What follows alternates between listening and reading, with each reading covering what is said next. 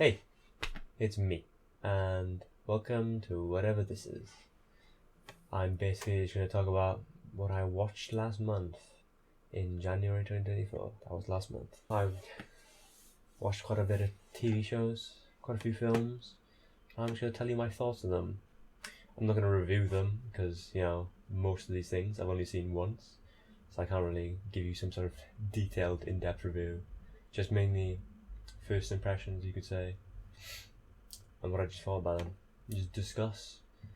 And since you're watching this, you have no choice to leave now, because you watched this far, so you gotta watch it all. Or else. Anyway, to begin.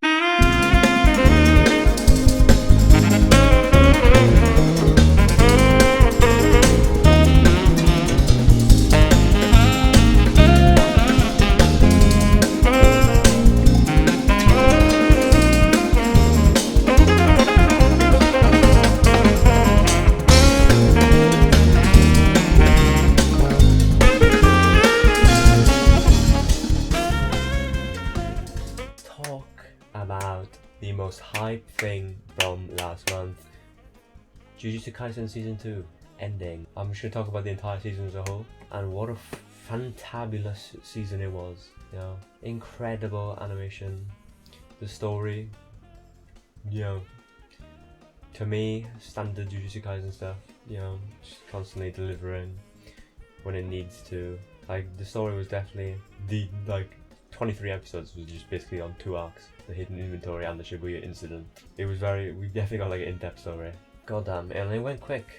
That show started airing in like June 2023 and it finished in January, which is quite crazy to think about because they did have that 1 month break. And I don't know how they lasted that long, to be honest, because if you were a part of the discussion from when the show was airing, you'd know that everybody thought that the show was going to have a production crash.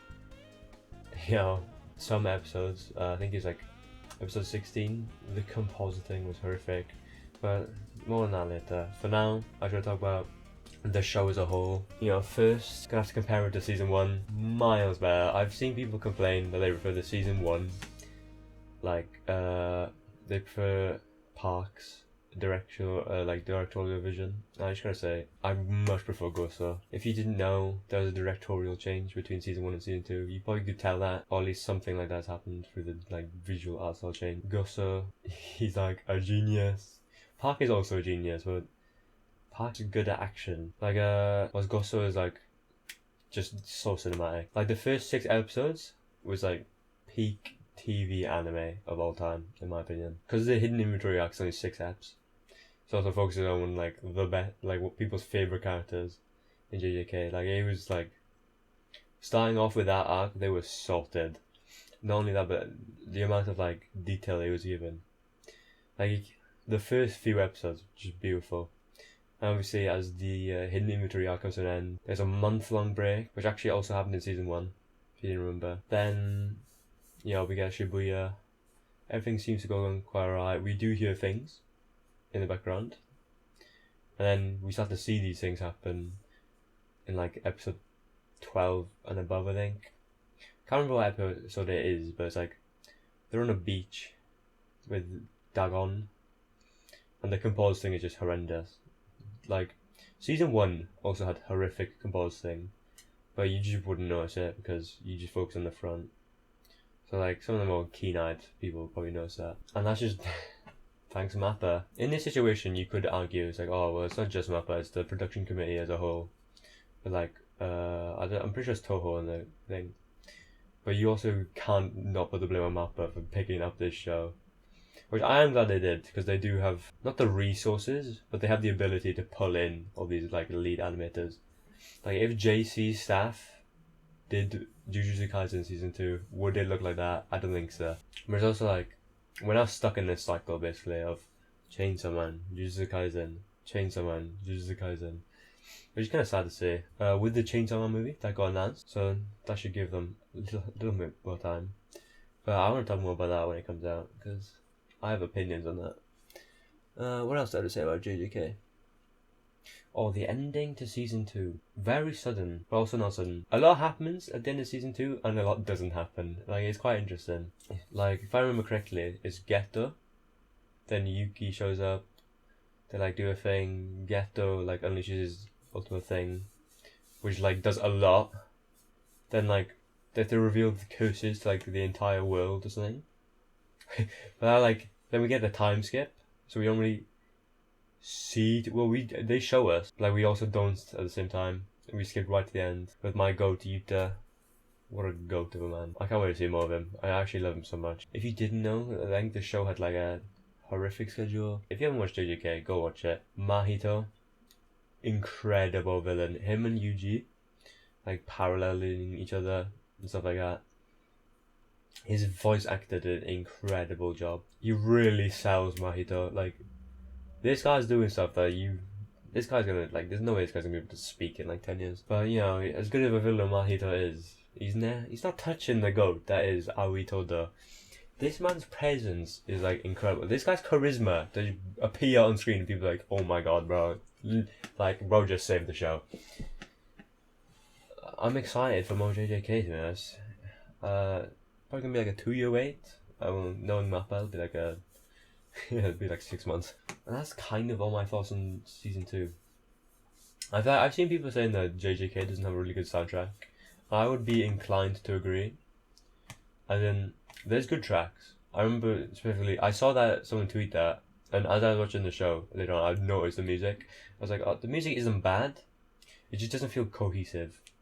Like, if you ask me, oh, what's your favorite track from JJK? I would be able to be like, oh, it's the one that goes or something. Cause I can't remember it. It's kind of forgettable.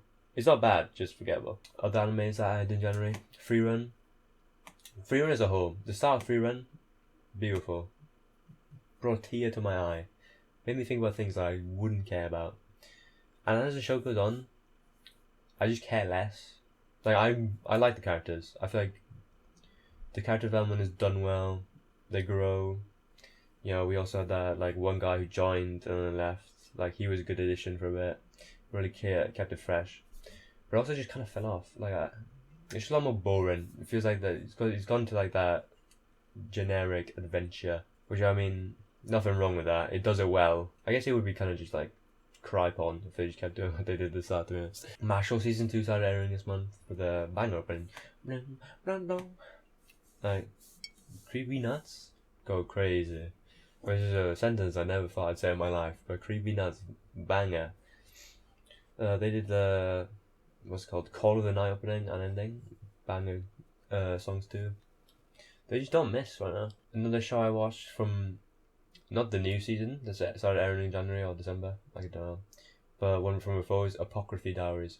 Banger show. If you haven't watched it, you need to watch it. It's got everything. It's got mystery, good female character. Like, the opening was a banger. Don't know about the second one. The second one's kind of mid, in my opinion. The first opening, banger. Interesting characters. They got really good chemistry together too. Yeah, I just recommend it. A Sign of Affection started airing this month, which it's like this deaf girl meets a guy who's like interested in other cultures and stuff, and they like do stuff. They like romance and stuff like that. And honestly, I'm a sucker for romance. I love romance so much. The vibe of the show, well, not the feel of the show, reminds me of Skip to Loafer, which if you haven't seen, banger, came out last year. Really good show. I think I just have a thing for that type of romance show. Solo Leveling also started airing this month. It's a lot less edgy than I thought it would. Like, I remember people talking about Solo Leveling when it was the manhwa. It was like, oh, it's just like an edgy power fantasy, but it's like done well. The show does not feel like that. I feel they've added a lot to the show, like they've added a lot of scenes. And actually, you can definitely feel the edgy power fantasy in the show. But it's done well. It's not too much in your face. And it's like also, oh, you care about the characters. And I think that's done by like A1, so good job A1. You guys probably, this is the animation industry, probably horrendously treat your animators. But good job with the script. Well, now, smooth transition from anime into anime movies. You know, in January I actually watched some, it takes up off the list, you know. I watched Redline, which is an incredibly looking show. I think it's either Madhouse of Bones who made this, and it's like peak Madhouse of Bones. Like every single shot is like incredible. The animation, the style, it just oozes style. Really, the story is mid. It's like you're not watching Redline for a story. You're watching it for the like out of this world. Like this is what animation is for. Like, if you try to do a live action Redline, it wouldn't work. Like, it's just so spectacular, I guess would be the word to describe. Like, it's peak animation. I said it. Peak animation. There's a lot of characters in Redline. They get introduced quite quick. And they are pretty forgettable, not gonna lie. But they're forgettable to a point. Like, if you ask me to name, any of the characters, I'd be like... Because I can't even remember the main character's name. But if you ask me to like describe them to you, I'd be like, oh yeah, there's the guy in the pompadour, there's the girl with the like aqua green hair, there's the like two bandit assassins who like tugged on a satellite. There's the like person who's in a chair who can do magic. Like when you think about it, it's just it's such a crazy idea, but it's done so well. I do think the villains in the show are like kind of unnecessary. I think it'd have been way cooler if we just didn't focus on them that much and we just focused more on the race. But they do add stakes to the race, and they do also like I guess they are like what causes the ending. It also had, if you think about it, Redline has a really cool world that we just see absolutely nothing about. It's like there's these racers, there's like the mafia, there's like these like robot magic, and we just see like absolutely like we see like. Not even the surface. We see like an aerial. Well, it's like above. We see the air. We see the air of this world. Or world. Another movie I watched was Ghost in the Shell. And goddamn, there's the vibe that anime doesn't have. It's like the sci-fi vibe. You know, Ghost in the Shell has a. Evangelion has a. Akira has it. Probably a lot more shows from that time also have it. And it's just that vibe. I feel like all of those shows have such interesting worlds. But like, the shows don't focus on that world. Like, Evangelion. My favourite part about Evangelion is the vibe. Like, you know, there's a scene in Evangelion I remember specifically. Where they're, like, going down underground to, like, Nerve headquarters. And you see, like, all the buildings underneath. And it's, like, such a cool shot. Same with Akira, like Neo Tokyo, so interesting. Like, it's been a while since I last watched Akira.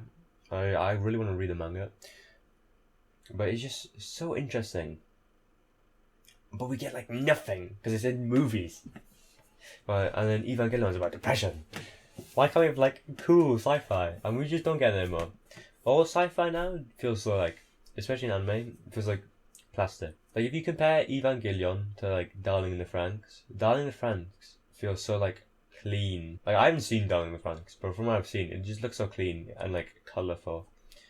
Whereas I feel like Eva has colour, but it's also dark. Yeah, it's quite hard to explain. Anyway, more on Ghost in the Shell. I feel like the cinematography really good. That scene where she's like getting built at the start, that is so beautiful. I could watch that on repeat. The choreography, so good. Animation. And unlike Redline, which is definitely, I would say is better animated, but this is like a way better story. This feels more complete. Like the characters are more interesting. I can remember the main character's name, Kusanagi. I know, which is quite rare. I think that's the problem with movies. You can just never remember names of characters. It's like, yeah, there's the normal human guy who's like hugely light. There's the like other big robot. Those are kind of all the characters I remember. Oh, and then there's obviously like the guy in the machine, the ghost in the shell. What else have I got on my notes? I feel like sci-fi is something we don't see that much anymore. We're very much in the fantasy dominated era. Oh, you're always flip-flops between fantasy, sci-fi, and I feel like we're in the fantasy era. I'm excited for sci-fi. We need that good sci-fi, but we're not gonna get that anymore because we'll just get Star Wars like 7. Actually, we're on Star Wars. We already had Star Wars 7. We'll have like Star Wars 18. Okay, now we're going from anime movies. They're just movies. Look at these smooth transitions from me. I watched Fists of Fury starring Bruce Lee. You've probably heard of it or seen it. You've definitely seen a fight from it. Because the action choreography in this movie is incredible. I don't even know how they pulled it off. Like, there's just so many scenes where it's like, oh my god, this looks so good. Like, impact. Like blows having impact is like the most important thing about action choreography. Because if you didn't know, you're not actually meant to hit someone. So, like, actually having impact is like quite hard to do. But when you do it, it feels good. Also has speed, like it's creative. And I feel like that's like basically what carries the film. Because narratively, I watched it dubbed, which is something I need to talk about. Amazon Prime, everything is dubbed. But anyway, the narrative, something could have been lost in translation, you know, having to listen to dub. I don't even know when the dub was made. Could be a horrific dub. But still, the story was lackluster. I can only remember Bruce Lee. I don't even remember his character's name. Like, that's it from the show. Well, there was like an American guy. That was like one of the like people who had to fight at the end. That's kind of it for writing. But I did have to watch it dubbed. Not only that, but I had to watch Redline dubbed. And the Redline dub, pretty good. Ghost in the Shell dub, I also watched that. That was good. Fist of Fury dub. That's where, I'm a sub guy. Okay, I don't want to start the sub versus dub wars. Because I think both have their place. Both are perfectly fine. And I get why dub exists. Because sometimes I watch a dub. And that's okay. But sub has so much emotion. Or not. Sub is like, you understand. Like, this is what the original purpose is. Like, obviously you lose out with subtitles. Because, there have been many cases where subtitles have absolutely butchered stuff. But you can normally tell by someone's delivery if they are angry or sad. Like, sound is universal. Language, not universal. Sound is. Like, you can listen to you can listen to music from, like, other countries and be like, oh, this is a happy song. Well, I say that, but then you got, like Race to the Night, which is, like, a depressing song that just sounds happy. But you can get, like, the vibe. And I feel like dub did not help me get into the story. In fact, it just made me fall asleep more. Because delivery was so dry. I feel like, can we keep films in their original language? Especially on Amazon Prime. I don't know if it's how, like, Amazon got the deal. Where it's like, oh, you guys can have the rights to this film, but it's only in dub. Which is a horrific deal. Why would you sign up for that? But, like, come on, you're, like, $1 trillion company. How can you not buy the dub, like, the sub? That, this is getting me started on all of Prime. Prime is a horrific service. Not, like, Prime as a whole. Like, Prime Video. The app barely works. The searchability is like, searching on that on the TV takes about 8 years. Because the keypad is so slow. And then you move over and then it, like, has to load. And, like, oh my god. It's horrific. Like, the way, when you move to, like, oh, I want to look what's over there. It's just so slow. Oh my god. You guys, like, you have so much money. You just buy some horrific show. Just put it into making the service better first, please. Netflix runs so smoothly. Like, how? Netflix is like an indie company compared to you. So you're gonna spend $80 billion on some show no one cares about. That's also another problem with Prime. They have both a limited catalogue and they have, like, an unlimited catalogue. Like, they have so many movies on there. It's like, why would someone want to watch this crappy romance film? You guys could have an actual good film. Also, I do like, however, that it says, oh, this is leaving in 30 days. That's, like, it's hard to find that on Netflix. And I do like to see. But it doesn't even show, like, the last, leaving in 30 days, some shows are like, oh, this is leaving in 11 days. Then the others, it just doesn't, which is very annoying. But it does, like, it's like, when I see that, I do go, I'm going to watch this now then. Because it, like, does motivate me. Which is something you need for films, because, 2 hours. Every film I've named so far is, like, max 100 minutes. Like, I do not like sitting down for 2 hours to watch a film. Especially 3 hours, 4 hours. That's why I haven't watched Avatar, and I never will, because it's just too long. I'd have to, like... Isn't, like, Avatar 1 and 2 combined, like, 6 hours? Like, dog, that's a quarter of my day gone. And then a third of my day is wasted on sleeping. So what's that? It's like 14 hours of my day gone. Anything else I want to add on Amazon? Oh yeah, treat your workers better. Okay, and lastly, thank God for you guys, is Has Been a Hotel. That came out in January. I watched the first 3 episodes with a friend, fell asleep. He watched it all without me. So then, like, the last 2 episodes came out, and I binge watched it all then. And yeah, it's pretty good. It's not like the second coming of Christ. Get a hell heaven show, yeah. But it's like not bad. It is a musical, and I feel like that could turn a lot of people off. I'm quite a big fan of musicals, you know. High School Musical, my goat, for real. But the season was very short. They had a very limited time, and I feel like they spent that time very wisely. But it's still a limited time. Like, we get to know like 2 characters really. We get to know Charlie, the main character, which is good, and we get to know Angel, I want to say, which is, yeah, and like I feel like that's time spent well. Not only that, but like through like side characters' interactions with them, these 2 characters we're focusing on, we get to learn a lot. So I think the writing is very good there. I've seen a lot of people talking about the music. Honestly, I think I just have a horrific memory. I cannot remember songs from my show. Maybe it's because I'm not on TikTok, and like TikTok is where all the music is like repeated to everyone. But I just can't remember any of it. But I just remember it was like, oh, this is alright, yeah. It couldn't really add to the emotion. The short length made it absolutely bingeable. 8 episodes that are 20 minutes long. You can get that done in like, I don't know, like less than 3 hours.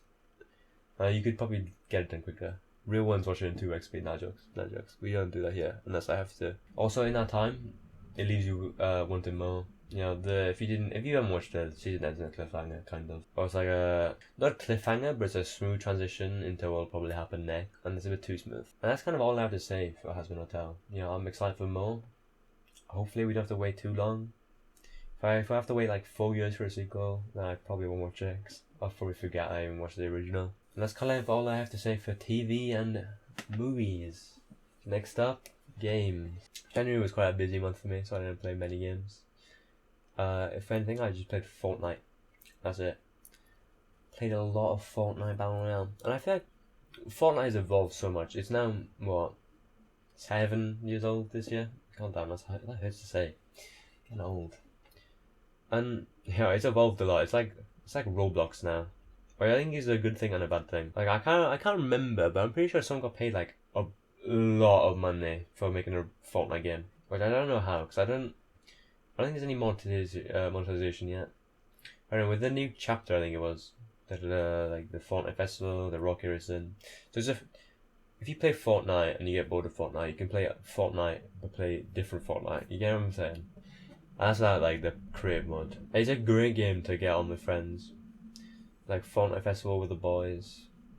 It sucks that they've locked a lot of songs behind like paywalls, but I can see why.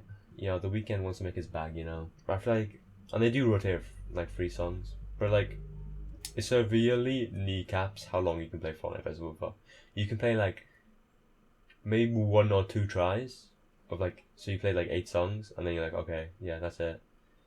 Because let's be honest, no way is anyone buying the songs. But yeah, it's just alright game. That's kind of all I played. Next month, I want to play some Super Mario 64, because I got the like Mario All-Stars collection, and it's been gathering dust for 2 years, and I finally got a Pro Controller, so Joy-Con drift is no longer my excuse for not playing those games. So I'm gonna play them one by one each month, hopefully, and I can talk them to you. And that's it.